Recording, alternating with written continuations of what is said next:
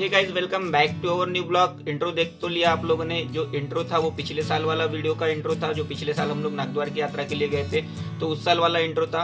तो इस साल भी आप लोग बजट में ट्रैवल किस तरह से कर सकते हो, इस बारे में इंफॉर्मेटिव वीडियो होने वाला है। तो वीडियो अच्छा लगेगा तो लाइक कर देना, और चैनल पे अगर नए हो तो सब्सक्राइब कर देना, क्योंकि इस वीडियो को देखने के बाद आपको यूट्यूब का किसी और वीडियो देखने की कोई भी जरूरत नहीं होने वाली है। इसमें सारी की सारी चीजें हम लोग पॉइंट टू पॉइंट कवर करने वाले हैं। तो 7-8 पॉइंट है, तो बिना टाइम वेस्ट किए चलो करते हैं वीडियो की शुरुआत।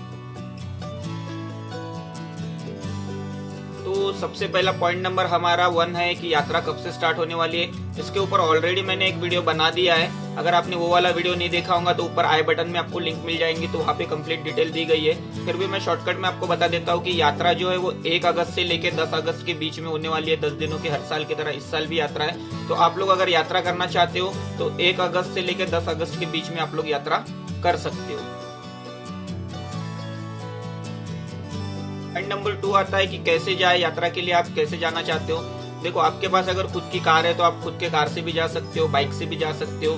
जो मेन जो मतलब स्पॉट है वो है पचमढ़ी। आपको कैसे भी करके पचमढ़ी पहुंचना है तो आप लोग बाय कार भी जा सकते हो, बाय बाइक भी जा सकते हो। और अगर ट्रेन से जाना चाहते हो तो नियरेस्ट जो रेलवे स्टेशन है वो छिंदवाड़ा और पिपरिया है। तो पिपरिया से भी आप लोग जा सकते हो। पिपरिया से उसकी दूरी लगभग 55 किलोमीटर कुछ है, और छिंदवाड़ा से जो दूरी है वो 138 किलोमीटर है। तो आप लोग वहां से भी जा सकते हो, और वहां से फिर आपको टैक्सी करके आप आगे जा सकते हो। तो किस तरह से जाना है ये भी हमारा पॉइंट नंबर 2 सेकंड क्लियर हो गया। तो अब चलते हैं हमारे पॉइंट नंबर 3 की तरफ, रुकने और खाने का खर्चा। तो रुकने और खाने का खर्चा जो भी है वो आप पर डिपेंड है। मतलब आप अगर रात में निकलते हो, मॉर्निंग में सुबह पचमढ़ी पहुंचते हो और फिर अपनी यात्रा स्टार्ट कर देते हो, यात्रा जर्नी स्टार्ट कर देते हो, तो आपको रुकने और खाने का उतना खर्चा नहीं आएगा। लेकिन अगर आप जाके पचमढ़ी में स्टे करते हो तो उस समय यात्रा की वजह से जो है वो होटल बहुत ज्यादा कॉस्टली होते हैं। तो वहाँ पे आपको 2000-3000 इस तरह से जो है आपको होटल्स मिलेंगे। तो मैं आगे आपको बताऊंगा कि आप किस तरह से जाना चाहिए, और आपका बजट में ट्रैवल जो आप थंबनेल देख के आए हो कि मतलब 1500 में हमारा कंप्लीट नागद्वार किस तरह से होगा, तो उसकी इन्फॉर्मेशन मैं आगे दे ही रहा हूँ। तो आप लोग मतलब पचमढ़ी में जो स्टे है वो अवॉइड कर दो, और आप अंदर में जो है वो फ्री में स्टे कर सकते हो। और बात आती है खाने की, तो अंदर में आपको काफी लंगर मिल जाएंगे, जहाँ पर आपको किसी तरह के भी कुछ पैसे देने की जरूरत नहीं है। सारी की सारी चीजें आपको अंदर में फ्री में मिलती है। तो खाने के लिए तो आपको अंदर में पूरी तरह से फ्री में मिलने वाला है। सिर्फ अगर आप पचमढ़ी में स्टे करते हो तो फिर आपको खाने का खर्चा भी लगेगा। लेकिन अंदर में इतने लंगर होते हैं कि मतलब आप लोग खा खा के थक जाओगे, लेकिन लंगर खत्म नहीं होंगे। तो वहाँ पर जो है खाने की काफी अच्छी अरेंजमेंट होती है, और खाना भी बहुत अच्छा होता है। तो मैं वीडियो में कुछ क्लिप डाल देता हूँ तो आप लोगों को समझ में आ जाएगा।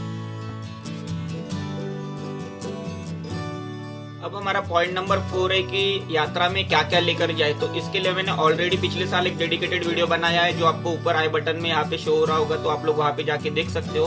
फिर भी मैं शॉर्टकट में आपको बता देता हूँ कि जो यात्रा होती है वो रेनी सीजन में होती है। बरसात वहाँ पर कभी भी आती है, मतलब बरसात के टाइम में यात्रा होती है। तो आप अपने साथ एक रेनकोट लेके जाए, साथ में बैग लेकर जा रहे हो तो बैग भी वाटरप्रूफ वाली, यानी जो रेन कवर आता है, मैं स्क्रीन पे एक फोटो डाल दूंगा, उस तरह की बैग लेकर जाए। साथ में मोबाइल, अगर आप मोबाइल तो लेकर ही जाओगे तो मोबाइल के साथ में जो मोबाइल का भी रेनकोट मतलब जो कवर आता है प्रोटेक्टर, तो वो भी आप साथ में लेके जाए। उसी के साथ में अगर आप मतलब वहाँ पे पैदल ही चलना होता है तो आप लोग अपने साथ मेडिसिन, सर्दी खांसी और बुखार की जो मेडिसिन होती है वो भी अपने साथ में जरूर लेकर जाए। तो ये कुछ मेन चीजें थी और जो मैंने आपको बता दी। लेकिन जो सारी की सारी चीजें आपको कपड़े वगैरह किस तरह से कौन से लेके जाने चाहिए, तो उसके लिए आपको आई बटन में वीडियो है, उसमें सारी की सारी आपको डिटेल मिल जाएगी। साथ में पावर बैंक भी लेके जाए। तो सारी की सारी डिटेल जो है वो आई बटन वाले लिंक वीडियो में आपको पिछले साल वाले वीडियो में मिल जाएगी।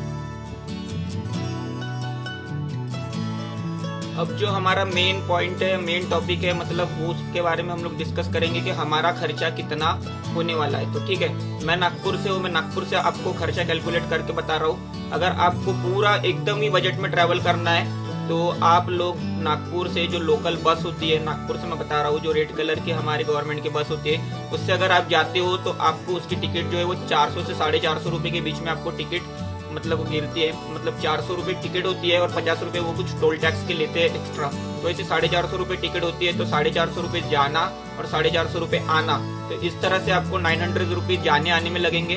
फिर आप जैसे पचमढ़ी में उतरोगे वहाँ से आपको मतलब टैक्सी से जाना होता है, मैं वीडियो डाल दूंगा हमारा पिछले साल वाला, तो आपको समझ में आ जाएगा। वहाँ से हमको जिप्सी से जाना होता है धूपगढ़, तो वो जिप्सी वाला जो है वो 50-50 रुपये लेता है जिप्सी से जाने के, तो 50 रुपये जाना और 50 रुपये आना, इस तरह से 100 रुपीज आपके वहाँ लगने वाले।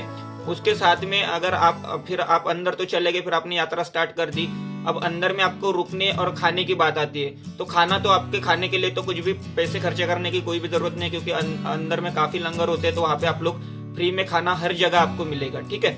अब बात आती है रुकने की, रात में अगर आपको स्टे करना है तो वहां पर जो है काफी अंदर में धर्मशाला मतलब काफी जहाँ पे लंगर रखते हैं वहां पर उनकी रुकने की व्यवस्था होती है। मैं एक वीडियो डाल देता हूँ पद्मशेष वाला, पिछले साल वाला, जहाँ पे मतलब उनका बना हुआ होता है, तो आप लोग वहां पर जाके रुक सकते हो।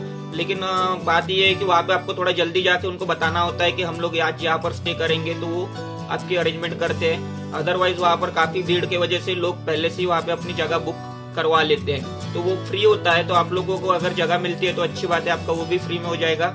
लेकिन अगर आपको जगह नहीं मिलती है तो फिर आपको वहां पर टेंट मिलते हैं, जो हम भी पिछले साल टेंट में रुके थे काजड़ी में, उसका भी मैं एक वीडियो डाल दूंगा, आपको स्क्रीन पे शो हो रहा होगा। तो हम लोग भी टेंट में रुके थे, तो टेंट वाला मिनिमम 50 रुपए 30 रुपीज भी लेता है, अगर आप बार्गेनिंग करोगे ज्यादा लोग हो तो 30 to 50 रुपीज के बीच। हमने पिछले साल 50-50 रुपए देकर हम लोग रुके थे।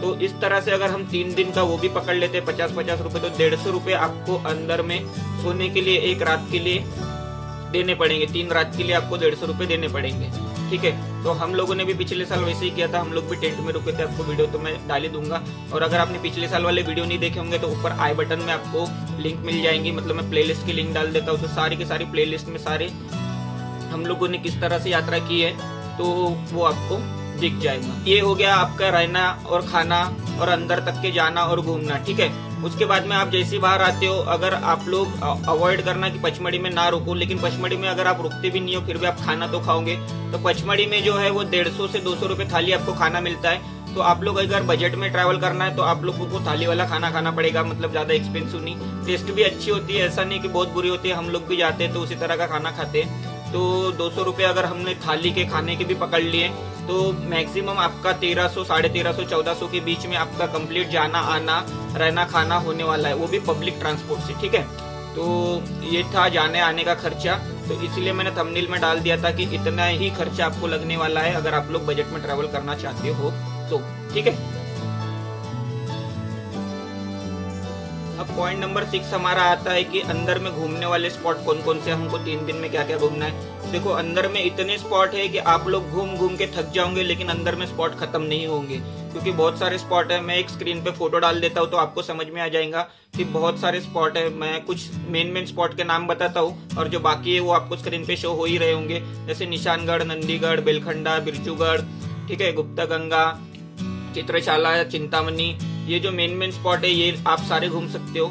कुछ कुछ जगह ऐसी है जहाँ पर आपको कोरकू करके जाना होता है, क्योंकि वहां पर जो है वो जानवरों का खतरा होता है। जैसा कि बेलखंडा, काफी लोग हमको मैसेज भी कर रहे हैं कि बेलखंडा, तो बेलखंडा एक काफी रिस्की जगह है। अगर आप लोग जाना चाहते हो तो वहां पर हमेशा कोरकू के साथ में जाओ, बिना रिक्स, क्योंकि वहां पर रिक्स जो है बहुत ज्यादा होती है। आप जान जाने का भी खतरा है, क्योंकि उस साइड में जानवरों का खतरा ज्यादा होता है, ठीक है। तो बेलखंडा वाला भी अगर आपने वीडियो नहीं देखा, ऊपर आई बटन में लिंक होंगे, आप लोग पहले वीडियो देख लो कि कितना ज्यादा डेंजरस रास्ता है। रास्ते में भूल भुलैया है, पिछले साल हम लोग गए थे और इस साल भी हम लोग जाने वाले हैं। तो अगर आप जाना चाहते हो तो जो पहले जा चुके 3-4 बार उनके साथ में जाओ, या फिर कोरकू लोगों के साथ में जाओ, अन्यथा रिक्स मत लो, ठीक है। तो ये है अंदर वाले घूमने वाले स्पॉट। पॉइंट नंबर 7 हमारा ये है, मतलब काफी लोग हमको पूछ रहे हैं कि भाई आप कब जा रहे हो, ठीक है। तो देखो हमारी जो डेट है वो हम लोग 3 अगस्त कंफर्म करने की सोच रहे हैं। अगर हम लोग जाएंगे तो हम लोग 3 तारीख को जाएंगे, 3 तारीख का सैटरडे है, सैटरडे को हम लोग निकलेंगे।